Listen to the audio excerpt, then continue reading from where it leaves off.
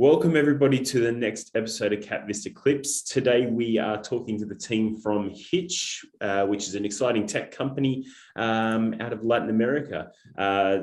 Everybody knows Layla, and she's joined me today. And then we have Daniel and Jordi from Hitch. How are you guys? Oh, good. Thank you. Thank you guys for having us. Awesome. I'll just make note that Jordi is in transit, so his video is off, but he may make an audio appearance throughout the conversation. But we'll get started. So what we'd like to know, and I think would be a good starting point, is what's your story? What's the story leading up to Hitch? And how do you find yourself in this industry? Yeah, for sure. Gabby, who is our CEO, and myself, we went to college together. So we have known each other for a while. We got it going since we were pretty young. We were part of the same teams during college and stuff like that. We met Jordi also, I would say 3 years ago at a summit about his previous entrepreneurship, where we became friends. And also Pepe, who is our other co-founder, we met him just before pandemic started, around January 2020, in a tech summit. And the four of us started to talk a lot and started to work on something. And when the pandemic happened, we just got to what we were deciding to do. And finally, we decided to fund Hitch, to develop Hitch and create it in September of 2020. So why HR tech? Well, what did you think that you said, okay, this is a gap that we can fill? Yeah, for sure. We've all been through processes that are super old-fashioned, where you do a lot of rounds and you actually you don't show your real self to the interviewers or to the companies hiring. And we wanted to change that. Also, we've been on the other side recruiting people, and it was pretty much the same thing. We got to lose some candidates that we would possibly hire if we had done things differently. And we went and encountered them after and saw they were really successful. So we wanted to take all of that and do it automatically without any prejudice or disruptance from human beings. Yeah, awesome. So there's a personal story behind the company. You know, you've seen the issues on both sides of both sides of the fence, and you're trying to solve a problem that I agree with. I've been through the recruitment process where it's the same standard questions, and you have these pre-prepared answers, and it really doesn't show your personality. And then when I've also been a hiring manager, and you are looking for the right candidate who will mesh well with the team, because spending 7, 8, 9 hours a day with people, if not more, you have to have the right personality to make sure that you have a strong team and get the productivity. So I like more about culture. Yeah, right. How important it is for the candidate to match with the company's culture as well. Yeah, and actually that's something we actually also cover during our funnel. We do a cultural fit test that tackles exactly this problem, when probably the candidate or the company are really good, but they possibly don't add up to themselves, and they don't work together in the best way they could. So we also measure this part and try to make that the candidate is actually a good cultural fit to the company that is looking to fill the job position. Perfect. So tell us more about Hitch. If I'm putting my client hat on, tell us about the solution and walk us through what it looks like. Sure thing. We are an end-to-end SaaS that what it does is that it makes more efficient the process of recruiting people into different job positions. The idea of this is that, for example, you become our client. You would go to Hitch, you would post the job position as specific as possible. We would, after this, you click post. We would post it automatically in different job boards like LinkedIn, OCC, Indeed, just to mention some. After this, we start getting candidates And we pass them at the beginning through a CV scanning that it's also done automatically, looking for keywords in the different CVs, to don't force them to go into the application. If possibly they take an hour and a half of their time, and they are most probably not going to be hired for the position because they don't have any experience for it. So it wouldn't be correct for us to make them do it. After this, they go through some psychometric tests that we do in a different way as well. We do it in a gamified solution. So we try to adapt all the psychometric tests that we all done in the past, the multiple choice, different yes or no questions. We move them to games where you can actually measure the same things, which is it's super engaging, and our candidates really appreciate it.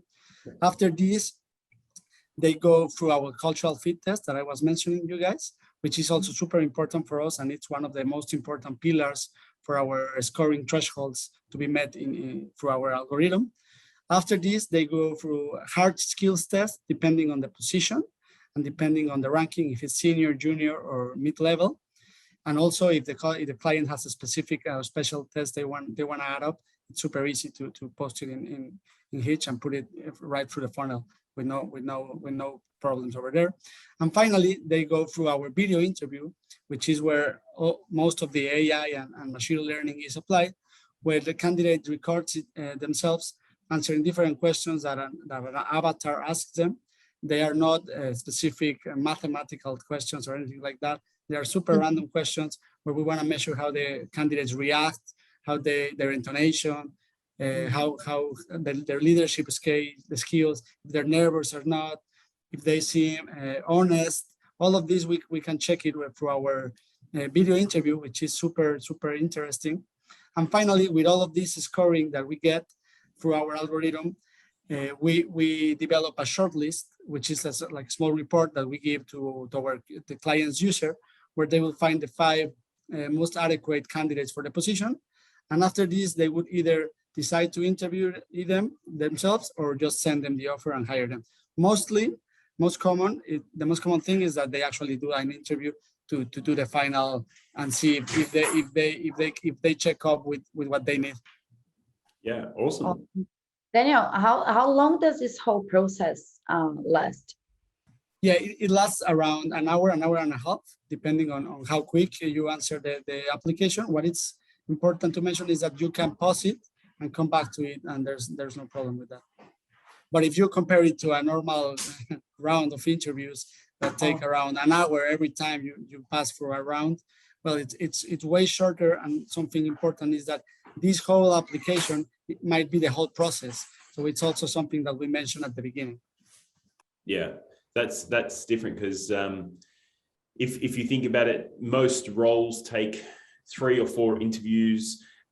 Each interview goes for an hour. You've got to, get ready, hop on the train, drive to the location. So it's a 2.5 to 3 hour process each time you interview. So, by the end of it, you've even if you get to the final round, whether you're successful or not, the candidate's taken 8 or 9 hours out of their lives for one role, which is not including actually applying. And sometimes those application processes where you got to fill in the forms take half an hour. So this cuts it down, and it actually uncovers the real essence of the candidate, not just what it says in a CV and how polished they are for the interview. That's right. And something that it's also important to mention is that from the candidate side, normally or there's a lot of times that you don't get any feedback from the interviewers at all. You just don't get an answer ever, and you suppose you didn't get into the company. What we do is that we give feedback every time, and we also will just launch a couple of months ago that if a candidate didn't do well in something specific part, we tell them we recommend you to take this course. And we send them to one of our partnerships to take the course if they want to. We give one for free every 10. So if you're one of those, you get it for free. That's awesome. So that's a good segue into the partners, the clients. Who are you working with? What sort of milestones have you achieved? If you can run through that. Sure. We have 29 paid customers right now. We haven't had any churn, which is super cool. We are really happy that we're doing something that people like. Yep. We've sold since we started monetizing in June, $55,000. Wow. We have a total annual recurring revenue of around $230,000. We have partnerships with many different companies, with Gympass, with Deal, which is it's where you can pay your employees for them in different countries with no problems. We also have a couple of partnerships with these companies that I was mentioning that they do courses for different kinds of activities. And also we have another partnership with a HRIS, which is in the same sector, but it's not the same as some important clients. We have PwC. We have mostly SMEs, which is our main target, to be honest, because the sales cycle it's shorter. And also these type of companies, normally startups that are growing really fast, they either don't have that big of an HR team or they don't have it at all. So they are really happy by using us. And I would say that those are our sweet spot for clients. You know PwC, there are big LatAm startups that I don't know if you guys might know, like Justo, which is an online delivery app like Rappi, but in Mexico and just expanded to Brazil. Something super cool is that many of these clients are already opening operations in different Spanish-speaking countries. Mm-hmm. So it's super easy for us to do the upselling to those countries because it's the same language, even though we have to adapt a little our cultural fit test because it's definitely different if you're in Colombia or in Mexico. LatAm and Mexico itself are really big markets. The total value of annual hires, it's around $55 million. So just by targeting to get 5,000 clients with a yearly ticket of $20K, we could get easily to the $100 million a year, which is our goal. Awesome. Okay, so that's ties into the expansion plan. So you're really focusing on the Latin American market, which ties into is a hot industry at the moment. There's a lot of investors who are looking for platforms and technologies that are expanding into that market because. For a long time, it was an underserviced, untapped market. So that's a really exciting space. But then, what does that look like when you're, beyond Latin America? Are you expanding into North America and the UK and Europe? Because I think what you're doing and what you're solving is a real issue for I would actually say that the US and Canada is not somewhere we wanna go to because even though there are no companies that do all the end-to-end process that we do, there are at least three super giant companies that are specialized in specific aspects of this process, which are HireVue, Outmatch, and Modern Hire, which are really big companies with valuations of over $700 million. So it wouldn't be correct for us to try to compete with them.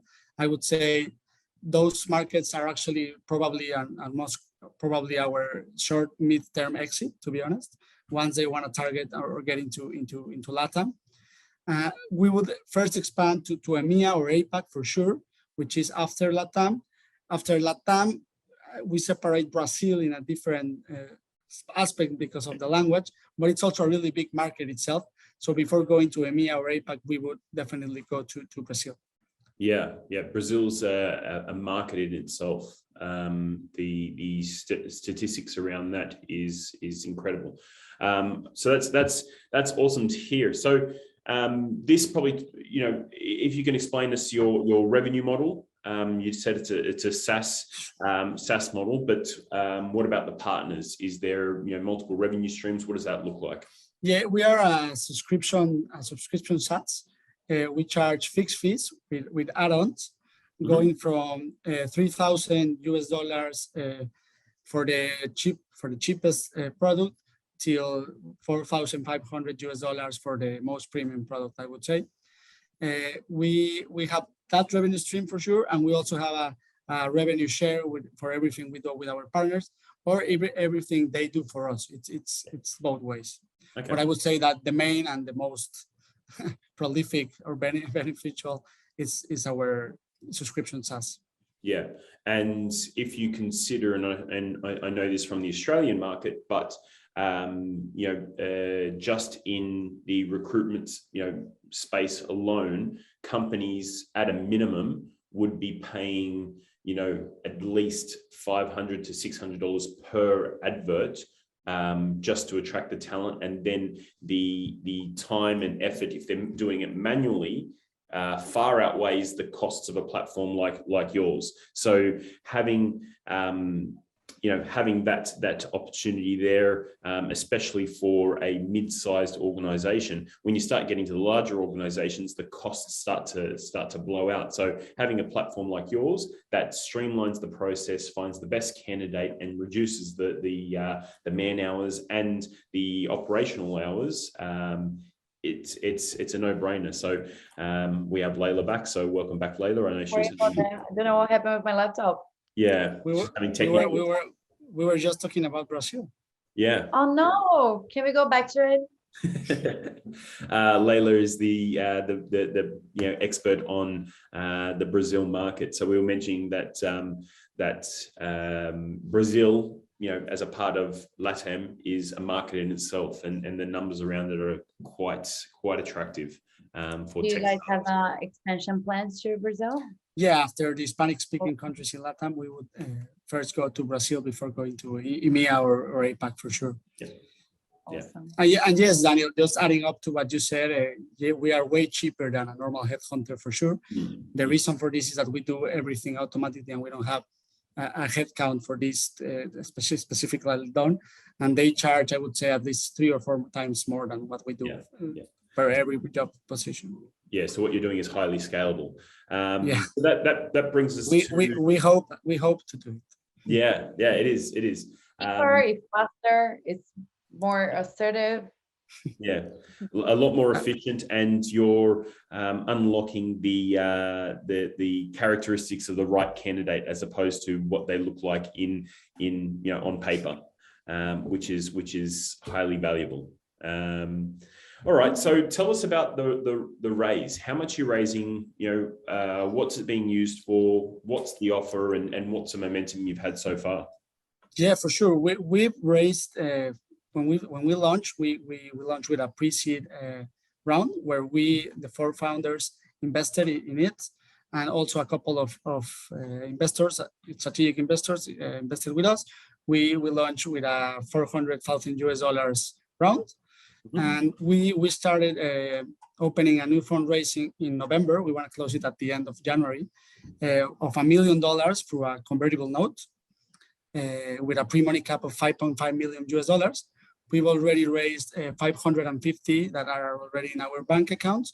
I would say we have soft commitments for way more, but at least I've learned that the important thing is to say the ones that actually exist. Yep. And most of this round goes to scaling up sales, because we already have the product.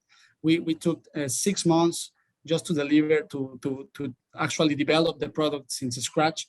We started monetizing in June, as I mentioned, and we founded in September. So it took us a while to actually gather all the data, do all the research, and start building everything. We did everything in-house, which was the most important decision we made at the beginning, and we think it's the right one. But now we want to scale up sales to the amounts we know we can get, to actually begin thinking about a seed round in summer 2022 with the numbers that we're sure we can get as a valuation at those times. Yeah. That's pretty much the rationale behind this round. Yeah, I think for where the position you're in, it is quite an attractive offer, because you're already generating revenue. You've already got clients on board. The funding for this round is just about scaling the product and bringing on new clients. Running, technology is ready. Yeah. Technology is ready. So Yeah, it's quite an attractive round, and I think investors will be able to pick that up quite Yeah, quickly. for sure. We would like to have someone from Australia in Yeah. our or Europe in our board or as an investor. It's always super cool to know different markets and know different perspectives that possibly we're not seeing because we are biased in LatAm, even though we're not biased in how we're doing what we're doing with our product. There's always a different way to think about it. Yeah, perfect. Okay, that's quite interesting. I think in terms of our audience and people who'll be watching this, I think it's a really interesting proposition. I know the HR tech space is quite hot at the moment. There is a lot of focus on it, especially after the last 2 years where that that face-to-face was shifted to online, and now that we're coming back into business as usual, there is a much greater demand for talent, and we're not. I mean, I know from my networks and people that I'm connected with that they're not able to find the right sort of talents or at least have those conversations.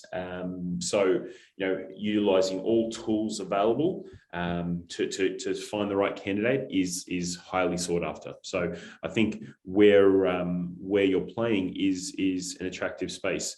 So I think later on I will start sharing this around with people in our audience. Sure. I know that this is they'd like to watch this video and connect with you, and everything you've said checks all the boxes. So I'm really excited about it. Yeah, we are super excited as well. And please, whatever you need or anything that someone from the audience would like to see, we're more than happy to do as a special call or a special demo for them. No problem. Yep, perfect. All right, so we'll put your details in this video, and if anybody wants to sort of connect with the team from Hitch, please let us know and we can connect you. But we're excited to see where you go. I think what you're doing is highly scalable, and after you conquer the LatAm market, please come to Australia, because I know from my experience, it's in high demand. We need it. Yeah, we can do a special delivery for you guys if you want to. Awesome. The platform is in both languages, so we can do it. Yeah, awesome. That works. All right. Well, thanks for joining us. This has been great chatting to you, and we're going to get this episode out to everybody we know. Thank you, guys. It was a pleasure as always, and hope to talk to you soon. Thank you, Daniel. Bye, Jordi. Bye. Take care. Thank you. Bye-bye. Bye-bye.